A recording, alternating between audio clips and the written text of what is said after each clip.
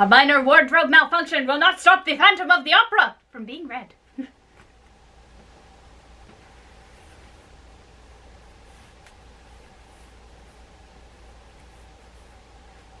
Just slap some hot glue on that baby and we're good to go. Back in business. Hey, come back here. Now my gloves are running away from me.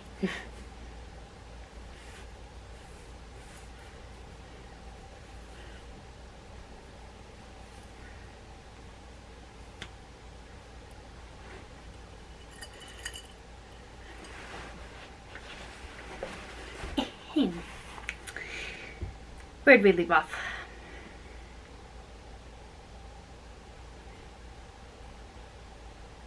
But this matter concerns myself alone. Well, it was in box 5 one evening. I found a letter addressed to myself. A sort of note written in red ink. I needn't read the letter to you, sir. I know it by heart. I shall never forget it if I live to be 100. And Madame Gurgly, drawing herself up, recited the letter with touching eloquence. Madame, 1925. Menel Mentrayer, leader of the ballet, became Mesquis de Cussy. 1832. Marie Taloni, a dancer, became Comessi Gilbert des Vossen. 1846. La Santa, a dancer, married a brother of King of Spain.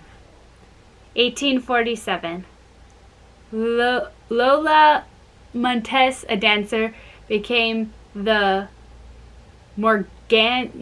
morganatic wife of King Louis and of Bavaria, and created Countess of Landsfeld. 1848. Maria, a dancer, became Baronet de Herenville. 1870. Teresa Hesser, a dancer, married Dom Fernando, brother to the King of Portugal.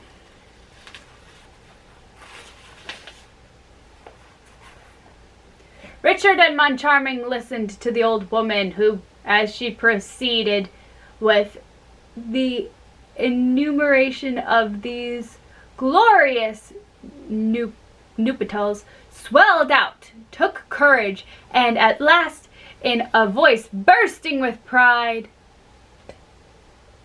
flung out the last sentence of the prophetic letter.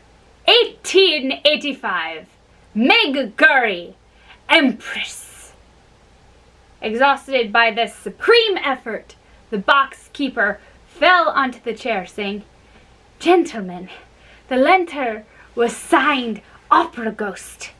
I had heard much of the ghost, but only half believed in him. From the day he declared that my little Meg, the flesh of my flesh, the fruit of my womb, would be Empress, I believed in him altogether." And really, it was not necessary to make a long study of Madame Gurley's excited features to understand that what could be got out of that fine intellect with the words ghost and empress. But who pulled the strings of that extraordinary puppet? That was the question. You have never seen him. He speaks to you, and you believe all he says, says Moncharming. Yes. To begin with, I owe it to him that my little Meg was promoted to be the leader of the row. I said to the ghost, if she is to be empress in 1885, there is no time to lose. She must become a leader at once. He said, look upon it as done. and he had only a word to say to Monsieur Polygamy, and the thing was done. So you see that Monsieur Polygamy saw him? No, not any more than I did, but he heard him. The ghost said a word in his ear, you know, on the evening when he left box 5, looking so dreadfully pale. Moncharming heaved a sigh. What business? He groaned. Ah, said Madame Gurley. I always thought there were secrets between the ghost and Monsieur Polygamy. Anything that the ghost asked Monsieur Polygamy to do, Monsieur Polygamy did. Monsieur Polygamy could refuse the ghost nothing. You hear, Richard? Polygamy could refuse the ghost nothing. Yes, I heard, said Richard. Monsieur Polygamy is a friend of the ghost, and as Madame Gurley is a friend of Monsieur Polygamy, there we are. But I don't care to hang about Monsieur Polygamy, he added roughly. The only person whose fate really interests me is Monsieur Gurley. Monsieur Gurley, do you know what is in the envelope? Why, of course not, she said. Well, look. Madame Gurley looked into the envelope with a lackluster eye, which soon recovered its brilliancy. 1,000-franc notes! She cried. Yes, Madame Gurley, 1,000-franc notes. And you knew it. I, sir? I swear. Don't swear, Madame Gurley. And now I tell you that the second reason why I sent for you. Madame Gurley, I am going to have you arrested. The two back feathers on the Digny bonnet, which usually affected the attitude of the 2 notes of interrogation, changed into 2 notes of exclamation. As for the bonnet itself, it swayed in menace on the old lady's tempestuous chignon. Surprise, indignation, protest, and dismay were furthermore displayed by little Meg's mother, in a sort of extravagant movement of offend venture, half bound, half slide, that bound her right under her nose of Monsieur Richard, who could not help pushing back his chair. Have me arrested? The mouth that spoke those words seemed to spit the 3 teeth that were left to it into Richard's face. Monsieur Richard behaved like a hero. He retreated no farther. His threatening forefinger seemed already to be pointing out the keeper of box 5 to absent magistrates. I am going to have you arrested, Madame Gurley, as a thief. Say that again. Say that again! The Madame Gurley caught Mr. Manager Richard a mighty box on the ear before Mr. Manager Moncharming had time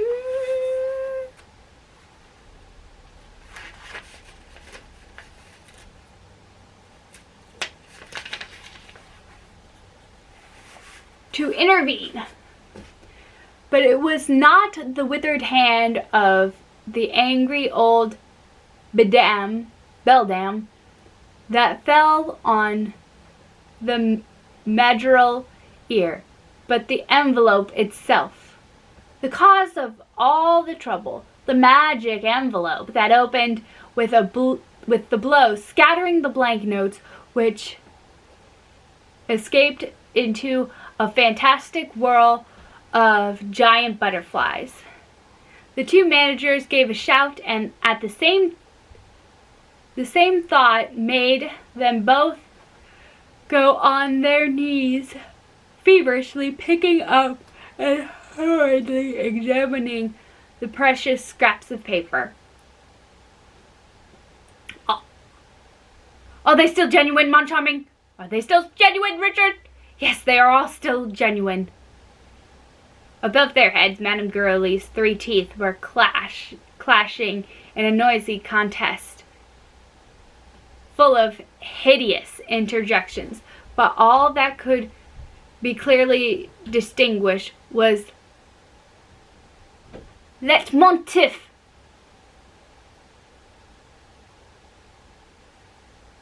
I, a thief? I, a thief? I? She choked with rage. She shouted, "I never heard of such a thing."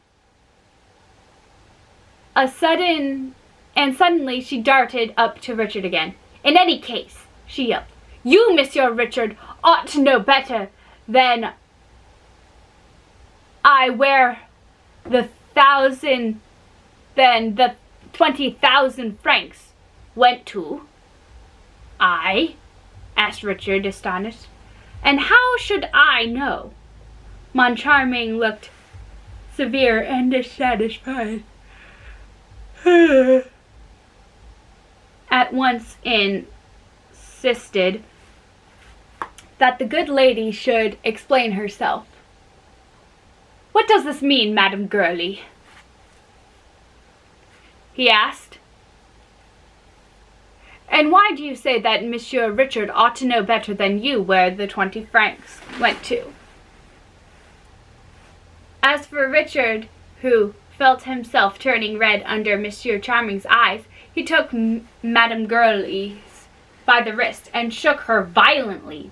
In a voice growling and rolling like thunder, he roared, "Why should I know better than you where the 20,000 francs went to? Why? Answer me!" "Because they went into your pocket," grasped the old woman, looking at him as if he were the devil incarnate. Richard would have rushed upon Madame Gurley if Moncharming had not stayed his avenging hand and hastened to ask her more gently, "How can you suspect my partner, Monsieur Richard, of putting 20,000 francs in his pocket?" "I never said that," declared Madame Gurley. "Seeing that it was myself who put the 20,000 francs into Monsieur Richard's pocket," she added under her voice. "There, it's out, and may the ghost forgive me." Richard began anew, but Moncharming authoritatively answered him to be silent. Allow me. Let the woman explain herself. Let me question her." And he added, "It is really astonishing that you should take up such tone. We are on the verge of clearing up the whole mystery, and you're in a rage. You're wrong to behave like that. I'm enjoying myself immensely." Madame Gurley gave the montre that she was raised her head.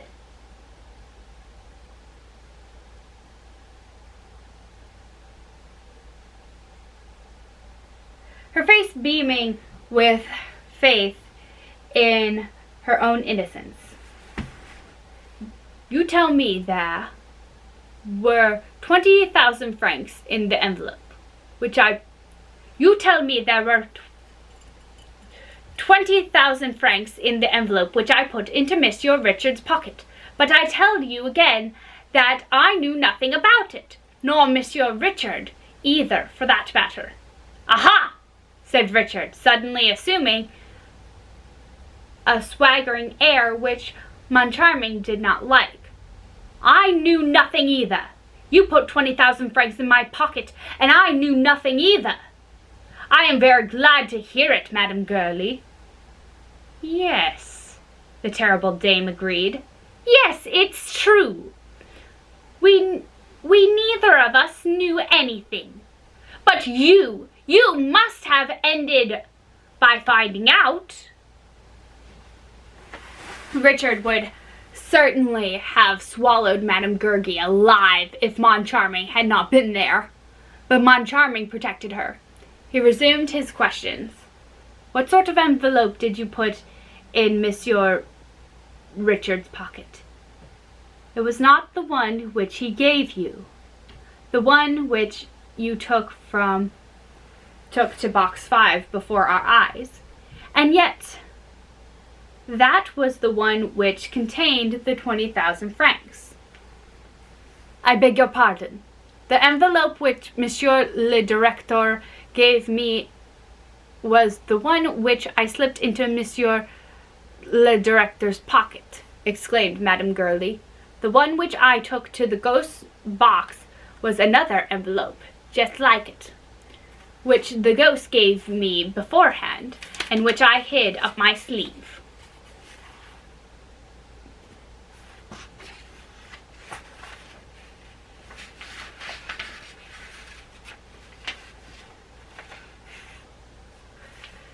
So saying, Madame Gurgi took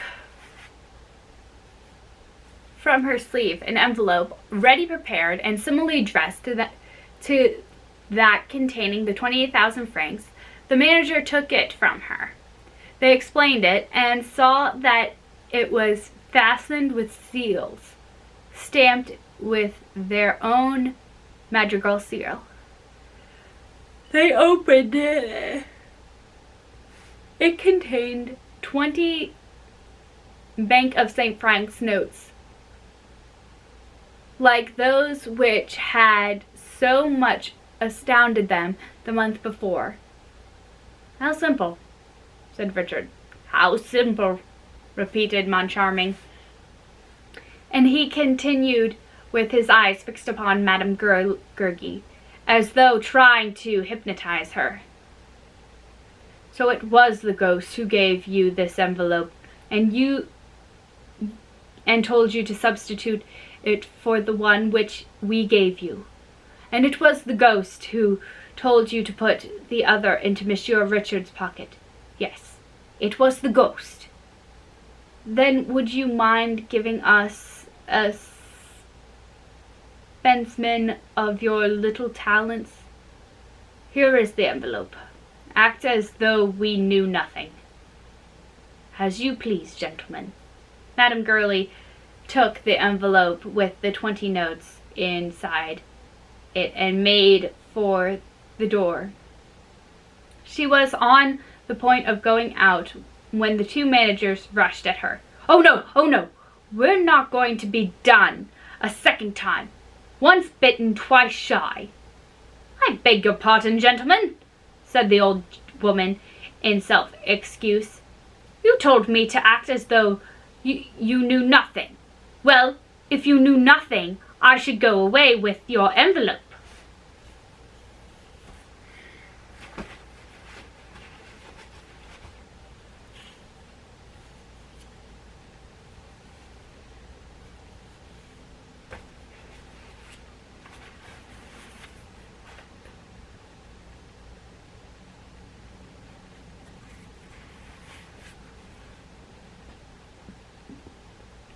And then how would you slip it into my pocket? Argued Richard, whom Moncharming fixed with his left eye, while keeping his right on Madame Gurley, and proceeding likely to strain his sight. But Moncharming was prepared to go any length to discover the truth. I am to slip it into your pocket when you least expect it, sir. You know that I always take a little turn behind the scenes in the course of the evening, and I often go with my daughter to the ballet foyer, which I am entitled to do as her mother. I bring her shoes when the ballet is about to begin. In fact, I come and I go as I please. The subscribers come and go too. So do you, sir. There are lots of people about. I go begin you and slip the envelope into the tail pocket of your dress coat. There's no witchcraft about that." "No witchcraft?" growled Richard, rolling his eyes like Jupiter Tonans. "No witchcraft? Why, I've just caught you in a lie, you old witch!" Madame Gurgy bristled, her 3 teeth sticking out of her mouth. "And why, may I ask?" "Because I spent that evening watching box 5. The sham envelope which you put there, I did not go to the ballet foyer for a second. No, sir. And I did not give it to you, the envelope, that evening, but at the next performance. On the evening when the Under Secretary of State of Fine Arts." At these words, Monsieur Richard suddenly interrupted Madame Gurley. "Yes, that's true, I remember now. The Under Secretary went behind the scenes. He asked